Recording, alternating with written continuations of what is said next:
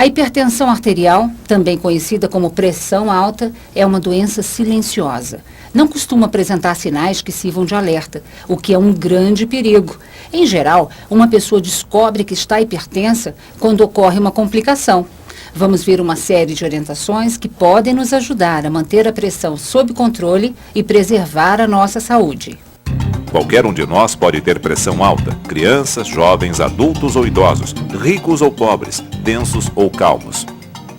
Eu sou hipertenso há aproximadamente 15 anos e descobri numa visita que fiz a um médico e ele me alertou que a minha pressão estava alterada. Todos os trabalhos mostram que pelo menos 20% da população adulta é hipertensa. E se você contar pessoas com mais de 55, 60 anos, quase metade é hipertensa. Para ver que então a prevalência, o número de pessoas afetadas é muito grande. Sem dúvida, hoje a hipertensão arterial é um sério problema de saúde pública no mundo todo.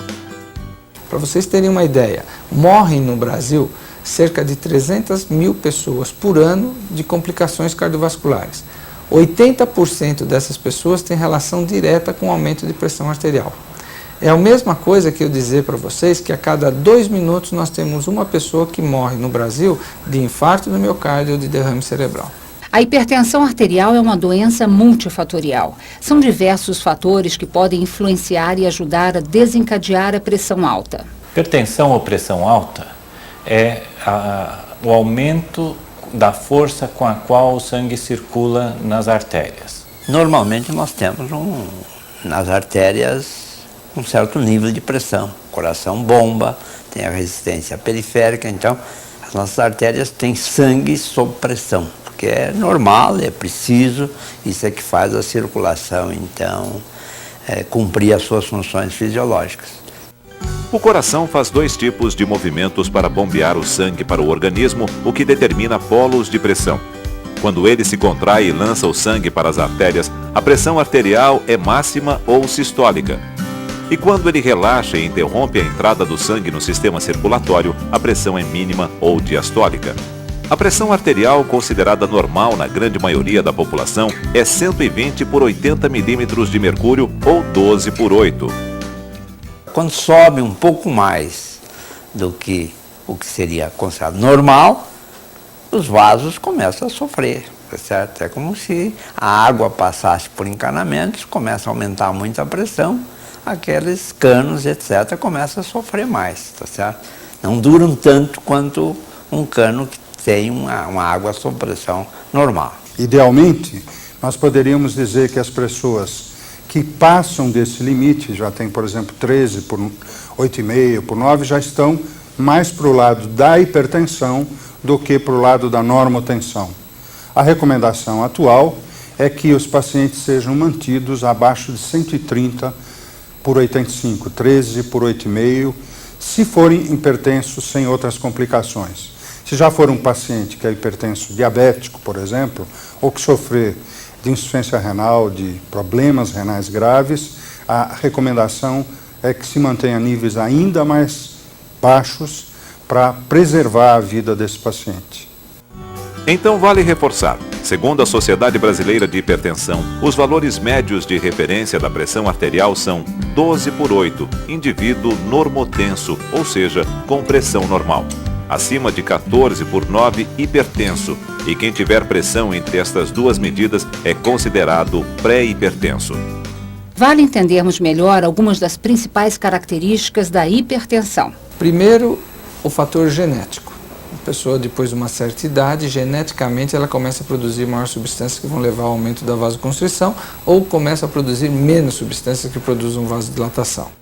Quem tem casos de hipertensão na família, pai, mãe, tio, avô, deve ficar mais atento, porque a predisposição costuma ser maior. Já conhecia minha mãe foi hipertensa, minha diabetes, hipertensa, né? Então nós somos de família de hipertensos. A isso associam-se fatores chamados ambientais. O consumo excessivo de sal é um deles. Para você ter uma ideia, a população brasileira come 2 a 3 vezes mais do que o sal que que a gente acha que é adequado. A gente acha adequado 6 gramas, come-se em torno de 15 gramas, tá? Por dia. Outra associação maléfica, resultado da vida moderna e dos hábitos alimentares inadequados, é o excesso de peso. O principal determinante de aumento da frequência da pressão arterial é a obesidade, que é hoje uma epidemia, considerada uma epidemia no mundo inteiro, inclusive aqui no Brasil. Existe muito mais gente obesa do que seria determinado. E há uma associação nítida entre aumento de peso e aumento de pressão. Há também uma relação íntima da pressão alta com o diabetes. Então, hoje nós sabemos que existe uma coisa que nós chamamos de inimigo silencioso, que é uma conhecida situação chamada quarteto mortal. Ou seja, no mesmo paciente, a presença de pressão elevada, glicemia alterada, que é o açúcar no sangue aumentado, colesterol elevado e obesidade, essas 4 coisas em conjunto são coisas totalmente assintomáticas, por isso que a gente chama de inimigo silencioso, e que aumentem muito a mortalidade. Além disso, outros fatores também podem aumentar a pressão. O sedentarismo, com a falta de atividade física regular, o excesso de bebida alcoólica e, claro, o ato de fumar. A pressão alta ou hipertensão arterial é uma doença que, em geral, não apresenta sintomas que possam servir de alerta. Não, nenhum, não sentia nada. Eu me considerava uma pessoa normal, porque eu não sentia nada. Não é a mesma coisa que você levar uma cacetada no dedo, doer, você ir correndo para comprar um remédio. Eu não sentia absolutamente nada. O meu caso de hipertensão não tinha sintoma nenhum. Quando a pessoa sente coisas da hipertensão, é porque já há algum tempo ela é hipertensa, possivelmente já sobrecarregou o organismo. Então daí a necessidade da população está bem alerta de que pressão precisa ser medida. É muito frequente que uma pessoa descubra que está com a pressão alta quando da ocorrência de uma complicação. Se não tratada, a hipertensão arterial é muito deletéria, porque, embora demore alguns anos, nós vamos ter lesões nos órgãos que nós chamamos órgãos-alvo da hipertensão arterial. Vamos conhecer algumas das principais complicações que podem ser causadas pela hipertensão arterial. Que complicações são essas? São múltiplas, mas as principais e mais conhecidas são o derrame cerebral, o infarto agudo do miocárdio, mais conhecido como ataque cardíaco, e a insuficiência renal, onde o paciente é levado a ter que entrar num programa conhecido como hemodiálise ou diálise peritoneal, que são as formas que nós tratamos esses pacientes. Além disso, como é uma doença generalizada, ela pode promover entupimentos nas artérias da perna, por exemplo. A pessoa às vezes tem que desobstruir aquela artéria, porque senão não consegue andar, e da retina e assim por diante. Ou seja, onde tiver artéria, nós poderemos ter problemas. Eu descobri fazendo um exame de varizes. E o médico mediu a pressão na minha perna e perguntou: a senhora tem medido a pressão? Eu falei: não. Ele foi medir minha pressão e estava bem alta. Quando a pressão atinge níveis altos, o hipertenso pode chegar a sentir vista embaçada, dor de cabeça e na nuca, dor no peito, tontura, cansaço excessivo, entre outros problemas. A melhor conduta, sem dúvida, é a prevenção. Para isso, é fundamental saber se a sua pressão arterial está normal ou não. A única maneira de descobrir isso é fazendo a medição. Evite medir a pressão andando apressado na rua ou no trânsito. Ela pode estar alterada no momento e mascarar uma situação real. A pressão com que o sangue circula nas artérias varia muito de acordo com emoção, movimentação, alimentação, sono, etc, etc. De modo que há uma padronização para se determinar a pressão arterial. Idealmente, a pessoa deve ficar descansada por pelo menos 5 minutos, seja sentada, seja deitada, e aí sim devemos determinar com a técnica adequada a pressão arterial. É utilizado um aparelho específico que deve ser manuseado por um profissional. Ele deve estar calibrado de forma adequada e ter um manguito apropriado ao tamanho da pessoa, magra, obesa, criança. O indivíduo tem que estar em repouso para medir a pressão, ficar sentado 5 minutos. Não deve ter fumado na hora que antecedeu, nem tomado café na hora que antecedeu. Ele deve estar com o braço apoiado, de tal forma que o manguito que é aplicado no braço fique na altura do coração. Então, não é assim, né? É apoiado, porque toda a contração do músculo, a elevação do membro, altera o valor que você obtém. Preferencialmente, devemos medir a nossa pressão no consultório médico, no hospital ou na unidade de saúde. A hipertensão arterial se caracteriza por aparecer muito mais cedo no homem do que na mulher. Então, no sexo masculino, a ocorrência de hipertensão arterial está entre 30 e 40 anos de idade. Portanto, para o homem, nós determinamos e pedimos que tirem a pressão arterial uma vez por ano a partir de 30 anos de idade. A mulher pode ser um pouquinho mais tarde, porque a mulher fica hipertensa ao redor da época da menopausa. Então, se ele tem a pressão normal, repita todo ano. Se ele está entre 13 e 14, entre 130 e 140, ele deve medir a cada 6 meses. Existe já um sinal de alerta, ele já deve modificar o estilo de vida para que ele não se transforme num hipertenso num prazo relativamente curto. E quem já tem acima de 14/9, estando tomando medicamentos controlado ou não, deve ter em torno de 3 a 4 consultas por ano, se ele já estiver controlado, ou até mais do que isso, se ele ainda não estiver controlado, até atingir o controle. Vale lembrar também que deve-se redobrar o cuidado em outros 2 grupos de risco: pessoas da raça negra e idosos. Quanto mais idade, maior a chance de ter pressão alta. Importante também sabermos que a criança pode ter pressão alta e, como no adulto, em geral, não apresenta sintoma. Até os 2 anos de idade, a causa mais comum de hipertensão arterial é o que nós chamamos de hipertensão secundária. Existe alguma coisa que está levando ao aumento da pressão arterial e que potencialmente pode ser tratada. A partir dos 2 anos de idade, essa relação de hipertensão secundária vai diminuindo cada vez mais e vai surgindo muito mais a chamada hipertensão primária, essa que tem um caráter genético.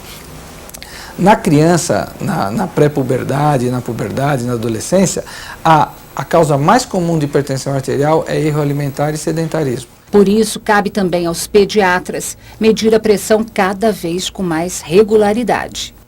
Vale alertar também para uma situação específica conhecida como hipertensão do avental ou do jaleco branco. É o caso de pessoas que só têm pressão elevada diante do médico. É como se o médico representasse, entre aspas, uma ameaça àquela pessoa que responde elevando muito a pressão arterial. Há uma série de situações clínicas em que o médico pode suspeitar desse procedimento, e aí o que se faz é fazer a determinação automática da pressão arterial. Então nós temos hoje aparelhos que determinam a pressão em 24 horas, longe do médico. Então se aquele paciente for hipertenso só na frente do médico e longe não for, ele é chamado a ter hipertensão do avental branco. Hipertensão arterial existe quando a nossa pressão atinge níveis elevados, permanecendo assim por muito tempo. A maioria das hipertensões, como a gente conhece por aí, a gente chama de hipertensão essencial ou primária, porque a gente não conhece a causa, tá certo? Então aí, no momento, não se tem cura. A gente tem o tratamento, mas ela é bem controlada, e ela bem controlada não diminui a expectativa de vida. Vamos então conhecer algumas das principais abordagens de tratamento da hipertensão arterial. 95% dos pacientes hipertensos poderão ser controlados e não curados. Então nosso objetivo não é curar a hipertensão arterial, mas sim controlá-la. Como é que isso é feito? Há mudanças de hábito de vida e medicamentos. Fazer modificações no estilo de vida não é tarefa fácil, especialmente na correria do mundo moderno. Isto, sem dúvida, é um grande desafio para o paciente.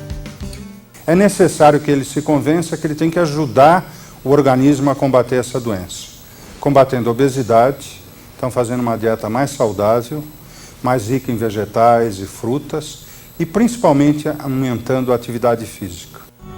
De fato, é importante combater o sedentarismo. O exercício regular faz muito bem para a pressão arterial.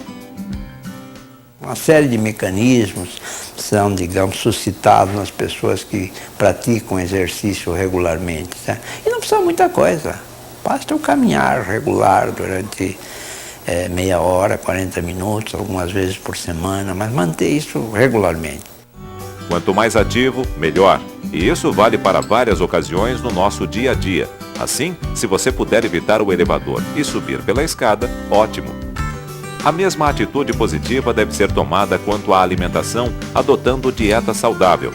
Reduzir o sal é medida determinante para manter a pressão controlada. Procuro comer bastante verdura, somente verduras cruas, né? E assim a gente vai controlando, né? Evidentemente que as gorduras também têm que ser controladas, não pela pressão em si mesmo, mas pelas doenças que vão junto com a hipertensão, que é a aterosclerose e tal. Essas doenças cardíacas são muito sensíveis ao problema do colesterol, da gordura. Então, na alimentação, além do sal, a gente sempre tem que cuidar a gordura. E mais, controle o peso. Se você estiver com peso acima do normal, procure um médico e inicie um programa nutricional adequado para combater a obesidade. É preciso também evitar o excesso de álcool e combater o tabagismo, que é um dos principais fatores de risco para a pressão alta e para as doenças cardiovasculares. Elimine o cigarro. Agora, isso são medidas gerais. Agora, dependendo do grau de pressão arterial e se já tem algum comprometimento, já de imediato se entra também com medicamentos. O tratamento medicamentoso deve ser sempre prescrito e acompanhado pelo médico. Tomo meus remédios regularmente, não esqueço de tomar. Sigo as orientações, né?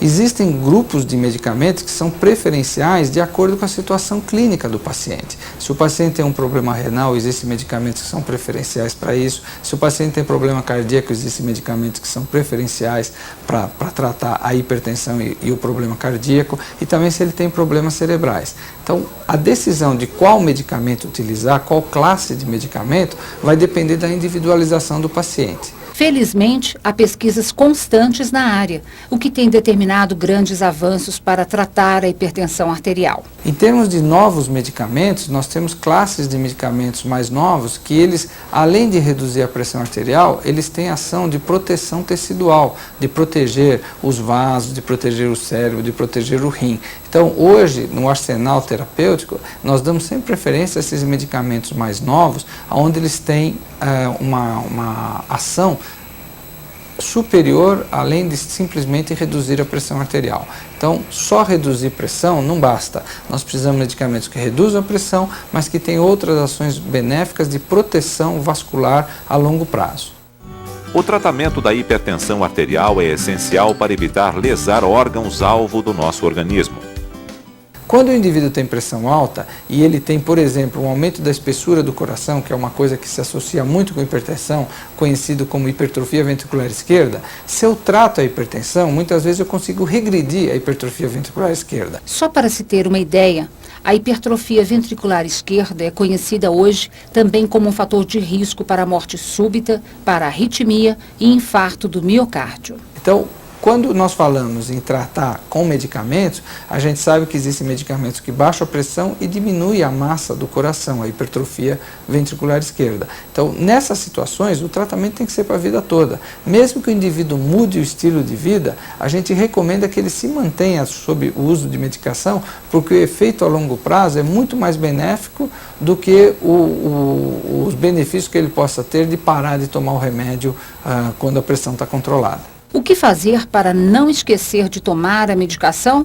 Vamos ver uma orientação. Um aspecto importante do tratamento da hipertensão arterial, e como outras moléstias crônicas, é a pessoa desenvolver o hábito de tomar o medicamento diariamente, mesmo quando viaja, e criar uma rotina. Primeiro é que eu me conscientizei que tinha que tomar um medicamento. E eu precisava levar aquilo a sério. Então eu me propus a fazer o seguinte: eu vou tomar o medicamento num determinado horário que eu não esqueça. Então eu passei a usar isso de manhã. Bom, eu vou me levantar e a primeira atividade minha de manhã vai ser tomar o medicamento. Isso ficou na massa do sangue. Algumas dicas úteis. Tome o remédio como o médico orientou. Associe a ingestão do remédio com alguma atividade do seu dia a dia. mantenha o remédio em local visível e fora do alcance das crianças. Porém, na realidade, não são raros os casos de hipertensos que abandonam o tratamento. Alguém já disse até, infelizmente, a hipertensão não causa dor de cabeça todo dia, porque aí a pessoa tomaria remédio. Tá certo? Exatamente, para mostrar a importância. A pessoa se sente bem e não quer mais tomar remédio. Às vezes ela vê que é hipertensa, começa a tomar remédio, vai aí, normaliza a pressão e diz, bom, agora eu não preciso mais. Um erro.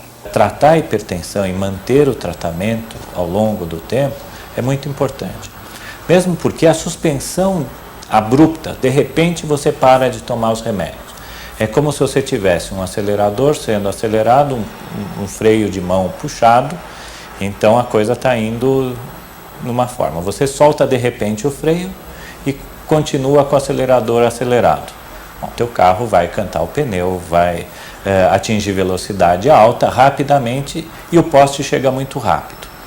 Então você pode vir a ter uma complicação desse pico de pressão que pode ocorrer com a suspensão repentina dos medicamentos. Também para facilitar a aderência do paciente à tomada regular de medicação, a combinação de substâncias tem diminuído a quantidade de remédios a ingerir. E vale reforçar um alerta: não esquecer de que a pessoa que já teve alguma ocorrência em função da pressão alta deve estar consciente da importância da adesão rígida ao tratamento. As pessoas que já tiveram infarto, já tiveram derrame ou já têm doença arterial, elas têm mais risco ainda, elas têm que controlar o mais possível ainda. O risco de um segundo infarto de quem já teve um primeiro infarto é o dobro daquele que nunca teve nenhum infarto. Então, ele tem mais risco ainda de ter infarto, mesmo que ele seja operado, revascularizado. As pontes entopem também. Vale também vermos uma orientação quanto ao tratamento que é destinado à criança hipertensa.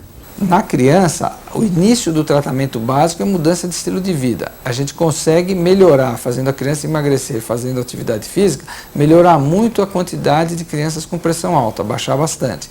Mas existem muitos deles que, além disso, precisam tomar remédio. Mesmo nas idades mais novas, existe a possibilidade de se usar medicamentos. E quais medicamentos utilizar na criança? Os mesmos que se utilizam no indivíduo adulto. Não há diferença na utilização da medicação. Precisa se ajustar a dose em função da superfície corpórea da criança e aí se fazer o tratamento da mesma forma que nós fazemos nos adultos. A conscientização sobre o risco e o benefício de aderir ao tratamento é o que pode mudar o destino de um hipertenso. É muito importante mesmo, a gente tem que fazer direitinho, acompanhar, né, para ter uma vida melhor, né, porque de repente dá um infarto, que nem no caso da minha família, são todos problemas de coração, então a gente fica meio com medo, né? Por isso, a relação médico e paciente deve ser de confiança e cabe também à família um papel de destaque. Agora, o fato da família estar integrada nesse tratamento e saber da importância dessas modificações ajuda o paciente a aderir a essas modificações, a aderir ao medicamento, a tomar o medicamento e assim por diante, porque existem outras pessoas cuidando desse indivíduo. E a família está sempre perguntando, né? Minhas filhas, tem uma filha que é biomédica, né? Então ela está sempre perguntando como é que está, se está controlado, se eu tomo remédio, se eu não tomei e tal. Então ela está sempre controlando e faz os meus exames de vez em quando, né? Medir periodicamente a pressão arterial é muito importante e isso vale para todo mundo. Existem estudos que mostram que mesmo quem tem 12/8 tem uma chance de em 4 anos, tem uma chance de em torno de 15 a 18% de se transformar em hipertenso. Quem é pré-hipertenso, considerado pré-hipertenso, está entre 12 e 13, isso aumenta para em torno de 25 a 30%. E quem está entre 13 e 14, aumenta a chance dele se tornar hipertenso e chega em cerca de 40 a 50% de risco nos 4 anos. E como vimos, quanto antes detectada a pressão alta e tratada de maneira adequada, menor o risco de complicações. E não se esqueça, é importante também combater o estresse e adotar medidas de lazer. Hábitos saudáveis ajudam a prevenir a pressão alta e são determinantes para o sucesso do tratamento da hipertensão arterial. Procure obter mais informações no núcleo de saúde de sua cidade. INCOR, Instituto do Coração do Hospital das Clínicas da Faculdade de Medicina da Universidade de São Paulo. Site www.incor.usp.br. Sociedade Brasileira de Hipertensão. Site www.sbh.org.br. Seção de Hipertensão Arterial e Nefrologia do Instituto Dante Pazanese. Fone 0 operadora 11 5085 4000. Hospital do Rim da Universidade Federal de São Paulo. Escola Paulista de Medicina. Fone 0 operadora 11 5087 8011. Como vimos, é cada dia mais possível tratar a hipertensão arterial com sucesso, evitar complicações e viver com qualidade.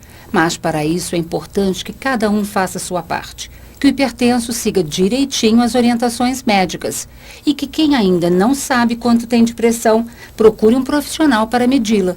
É a maneira mais eficaz de cuidar da saúde, mantendo a pressão arterial sob controle.